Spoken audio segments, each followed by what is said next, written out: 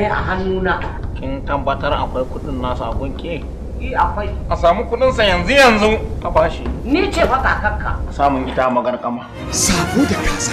Yalla bai ka manta baka ban kudi na ba. Idan polis ya hau mashin ɗinka ka kawo shi guri alfarma ya maka? Yalla bai me ya kawo magana haka? Ai mun yarda da kai ma kai mun kama da diloli. Sabo da kaza. Zan miki wata alfarma ɗaya. Kara cire mata gyalanta banda ɗan kunne sannan za ta shige da takalmanta. Ɗan sanda abokin kowa kare doka kiyaye rayuka da dukiya. Labarin jirka-jirkan wani ɗan sanda sabo da kaza shirin kamfanin AU Mafara. Duk wani soyayya da muka kenan ta tashi a banza. Wannan gidan da kake a zaune a cikin shi ka ɗauka tamkar gidanka ne.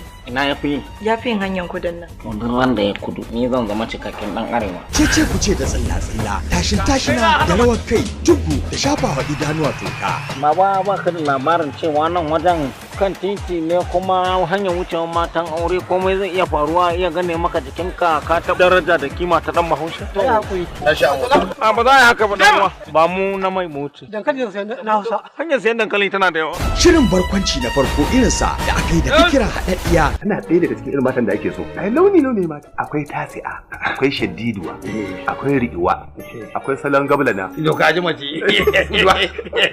Sabo da kaza. Inna lillahi wa inna ilaihi raji'un. Na shiga uku ya dawo. Wa Me gidan? shi ne me? Kamar ya Kai ki ci gaba da wannan hayaniyar da wannan kukan da kike da tsoron ya bayyana yanzu ni ma zan yi aiki.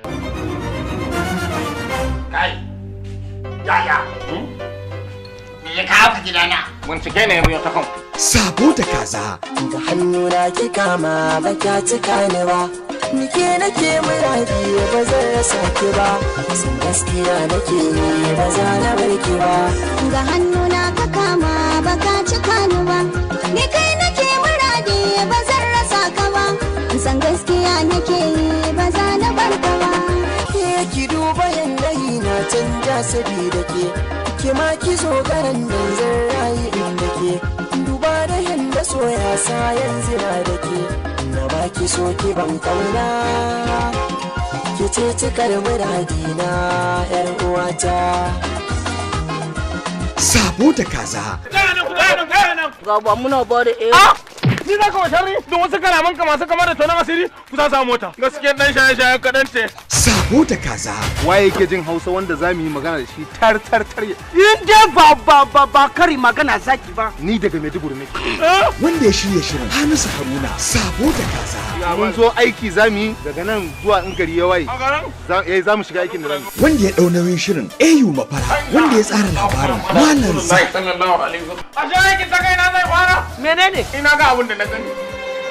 Zuwa suka shigo. Ali Risini ya ba da umarni.